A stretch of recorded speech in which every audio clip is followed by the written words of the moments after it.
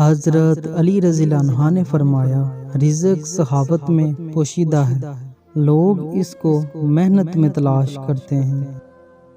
خاموشی ایک عظیم نعمت ہے، خاص طور پر اس وقت جب اختلافات زیادہ ہوں، آوازیں بلند ہوں، علم کی کمی ہو اور دلیل کی کوئی اوقات نہ ہو۔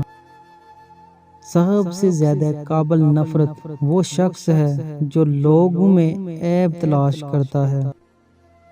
ہر سنی ہوئی بات کو بیان نہ کرو، ورنہ تمہاری بیوقوفی کے لیے یہی بات کافی ہوگی۔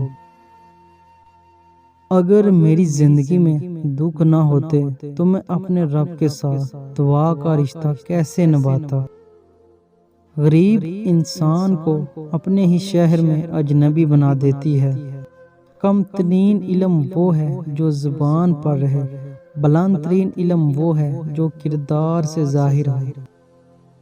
حق بات کی پہلی نشانی ہے، اس کی ہمیشہ مخالفت ہوتی ہے، جس کی کوئی مخالفت نہیں وہ قطعاً حق نہیں۔ اقتدار، طاقت اور دولت ملنے پر لوگ بدلتے نہیں بلکہ بے نقاب ہو جاتے ہیں۔